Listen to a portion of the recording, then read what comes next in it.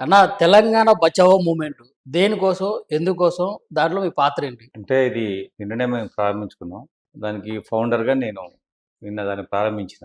హ్మ్. So, Telangana Bachao movement Marwadi నుంచి మమ్మల్ని రక్షించమని పెట్టుకున్న సంఘం. రక్షించుకోవాలని. దేనికి రక్షణ మార్వాడీల నుంచి? వ్యాపారం నుంచి రక్షణ, దాడుల నుంచి రక్షణ, ఆత్మగౌరవం నుంచి రక్షణ.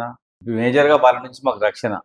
వాళ్ళ నుంచి రక్షించుకోవడం కోసం తెలంగాణ బచావో మూవ్‌మెంట్ అనే సంఘాన్ని పెట్టుకోవడం జరిగింది. ఇప్పుడు ఈ రక్షణ అనేది ఇప్పుడు ఎన్ని రోజుల నుంచి వచ్చిందన్నమాట? ఈ రక్షించాలన్న ఒక ఆలోచన మీకు?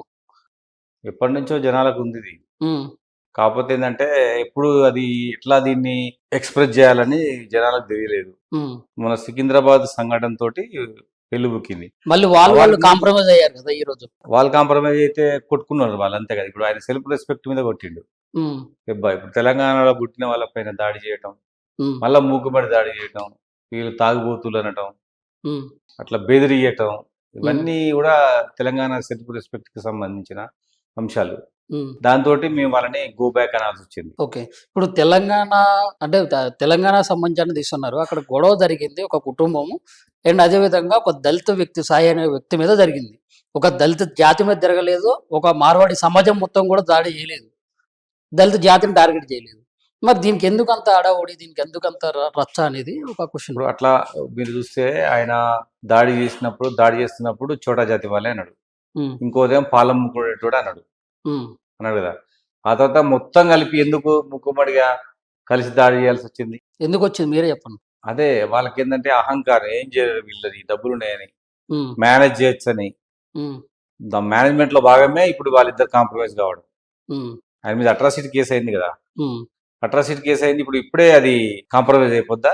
అయింది కదా ఈరోజు. ఈరోజు ఆల్రెడీ అదే. మోండా మార్కెట్‌లో ఆ! వాళ్ళు మార్వాడీలు మళ్ళీ ఆ దళిత అబ్బాయి సాయి అని చెప్పేసి అతను వాళ్ళ కుటుంబ సభ్యులతో సహా దెబ్బలు కూడా తిన్న వ్యక్తి. దెబ్బలు తిన్న వ్యక్తి. వాళ్ళు ఆల్రెడీ కాంప్రమైజ్ అయ్యారు. మరి ఇప్పుడు మీరేమో ఒక కొత్తగా ఉద్యమం లెక్క తీస్తున్నారు. అది ఏది? ఎంతవరకు పోతదది? ఇది ఇప్పుడు వాళ్ళిద్దరి మధ్యగా జరిగిన సంఘటన తీసుకొని ఉద్యమం చేయట్లేదు మేము. హ్మ్. మార్వాడిల వర్తక గుత్తాధిపత్యం మీద మా పోరాటం. హ్మ్. ఇప్పుడు చానా ప్రాంతాలలో ఒక వ్యక్తే వచ్చి 5, 6 షాపులు పెట్టడం. ఒక హ్మ్. కుటుంబం వచ్చి 5, 6 షాపులు పెట్టడం. బంగారం షాపు, కిరాణం shop, marble shop, electrical shop అన్నీ పెట్టడం. హ్మ్.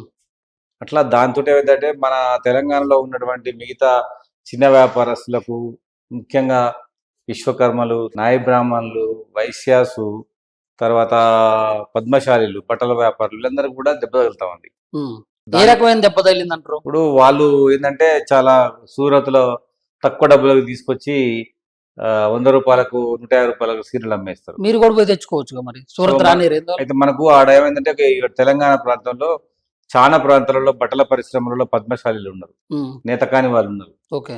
సో, వీళ్ళందరికీ బతుకుదెరువు కష్టమైతుంది. హ్మ్. వాళ్ళతోని పోటీ పడలేకపోతున్నాం. హ్మ్. మా రాష్ట్రంలో మేము బతుకుతాం, మీ రాష్ట్రంలో మేము బతకమని వాళ్ళకి రిక్వెస్ట్ చేస్తున్నాం. హ్మ్. వాళ్ళు వినట్లేదు. హ్మ్. అందుకోసం గో బ్యాక్ అంటున్నాం. ఇప్పుడు మార్వాడి అంటే ఏందన్నా, అక్కడ మొత్తం గూడా ఎడారి ప్రాంతంలో ఉంటారు గాబట్టి, ఎడారి ప్రాంతంలో నివసించే వాళ్ళు కాబట్టే వాళ్ళని మార్వాడి అని చెప్పేసి అంటారు. కాదు. అక్కడ వ్యవసాయం చేసుకోవడానికి మార్వార్ ప్రాంతం, రాజస్థాన్‌లో మార్వార్ ప్రాంతం నుంచి హ్మ్. వలసొచ్చి ఇక్కడ పెట్టుకొని నడుపుతున్నటువంటి ఒక చాలా ఓ 20 కులాలు కలిపి మార్వాడీస్ అంటారు. అవును. మార్వాడీస్ అంటే కులం కాదు అది. మార్వాడీస్ అంటే ప్రాంతం. మార్వాడి అంటే మార్వాడి అంటేనేమో ప్రాంతం. మార్వాడి అంటేనేమో వ్యాపారస్తుడు. ఇప్పుడు అక్కడ జీవించడానికి అవకాశం లేక, అక్కడ వ్యవసాయం చేయడానికి కూడా అవకాశం లేనటువంటి ఎడారి ప్రాంతం గాబట్టి, వాళ్ళు ఇక్కడ ఉపాధి కోసం వచ్చారు. వాళ్ళ మీద మనం ఎందుకు ఇట్లా జేయాలనేది ఒక మరి ఇప్పుడు ఆలోచన. మీరు ఎడారైందని మమ్మల్ని ఎడారి చేస్తారా? మేము బతకొద్దా మరి ఈడ? హ్మ్. ఈ ప్రాంతంలో పుట్టిన వాళ్ళ మాకు వ్యాపారాలు లేకుండా చేస్తే ఎట్లా? హ్మ్. మీరు బతకండి, మరి మమ్మల్ని బతకనియండి. హ్మ్. ఇప్పుడు పెట్టిన కాడికి చాలు సంస్థలు. హ్మ్. పెట్టుకున్న వ్యాపారం వల్ల చాలు. హ్మ్. ఇక పెట్టకండి. హ్మ్. పెట్టుకున్న వాటిలో మాకు కూడా ఉపాధి కల్పియండి, పని చేయడానికి అవకాశం ఇవ్వండి, చెప్రాసి ఉద్యోగాలను ఇవ్వండి. ఇస్తాను అనే చెప్తున్నారు గదా! ఎక్కడ ఇయ్యరు వాళ్ళు. హ్మ్. ఇవ్వరు కూడా. డైరెక్ట్ ఇవ్వమని చెప్తున్నారు. హ్మ్. మేము ఇవ్వము, మా వాళ్ళనే పెట్టుకుంటాము.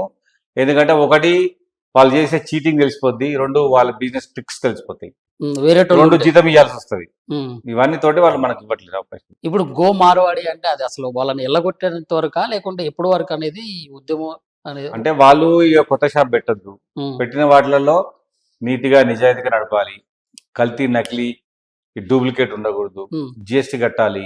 హ్మ్. రసీదులు ఇవ్వాలి. హ్మ్. అదేవిధంగా మూడోది మాకు పెట్టినటువంటి ఇప్పుడున్నటువంటి షాపులలో మాకు అవకాశం కల్పియాలి. ఇప్పుడు ఉద్యోగ అవకాశం. మీరన్నారు నకిలీ అన్నారు. నకిలీ అయితే ఫస్ట్ కస్టమర్ పోడు.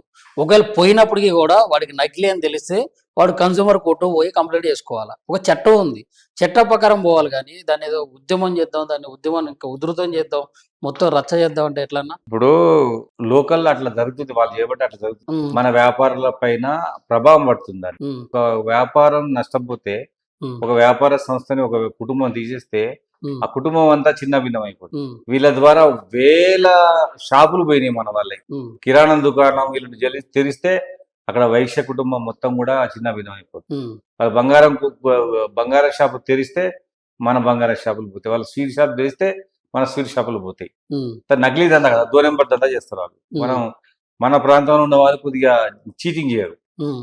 అయితే ఇప్పుడు వైశ్యులకి ఇబ్బంది అవుతుంది, కానీ ఎంత పెద్ద మేధావి మీరు, మీరు ఎంత ఉద్యమకారులు, మీరు ఇట్లాంటి విషయం గురించి స్పందించాల్సినంత అవసరం ఏమో వచ్చింది అనేది. ఇప్పుడు మన సమాజంలో మనతో పాటు జీవించున్న కొన్ని కులాలకు, కొన్ని కుటుంబాలకు అన్యాయం జరుగుతుంటే స్పందించకుండా ఎట్లుంటాం? ఉమ్, ఖచ్చితంగా స్పందిస్తాం కదా, మన వాళ్ళ కోసం, మనతో పుట్టి పెరిగిన వాళ్ళు.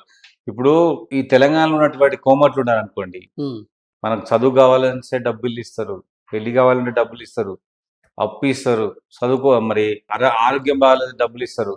మనతో వాళ్ళు జీవించిన, మన పెళ్లిళ్ళకి వస్తారు, సావులకు వస్తారు, మనతో కలిసి పుట్టి పెరిగిన వాళ్ళు ఉన్నారు. ఉమ్, మరి వాళ్ళు ఇంతవరకు ఈ సమాజంలో ఉన్న వాటిని వాళ్ళని అర్థం చేసుకోలేకపోయారు, మనతో కలిసి ఉండలేకపోతున్నారు. వాళ్ళు ఉమ్, వాళ్ళ భాష హిందీ, మన భాష తెలుగు. ఉమ్. వాళ్ళకి మనకి ఇక్కడ పొంతనున్నది, వాళ్ళకి మనకి దేంట్లో సంబంధం ఉన్నది? ఓకే, అంటే ఇప్పుడు అవన్నీ చేస్తే మాత్రం మార్వాడోళ్ళు మంచోళ్ళు అంటారు. అవన్నీ చేయట్లేదు కాబట్టి ఇప్పుడు ఎలగొట్టాలని ప్రయత్నం. మళ్ళీ నేను చెప్తున్నా, ఇది చాలా చోట్ల చెప్తున్నా.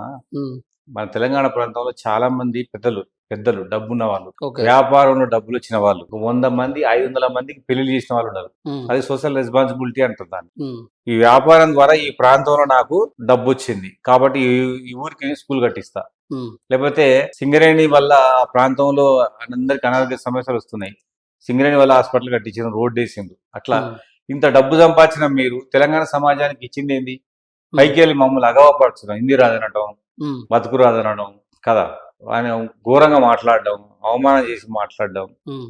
దాడులు చేయటం, ఇవన్నీ బతకరాదంటే బతికి చూపించాలి. అరే భయ్ మేము ఇది అని చెప్పి చూపించాలి. కానీ ఇప్పుడు వాళ్ళని ఉన్నోళ్ళని వాళ్ళని టార్గెట్ చేసి ఇక్కడ నుంచి తరిమి కొట్టాలి, ఇంకోళ్ళు రావద్దు అనేది అది మామూలు ఒక ఇప్పుడు వాళ్ళ యొక్క హక్కు కదా. తరిమి కొట్టింది వాళ్ళ మేమా?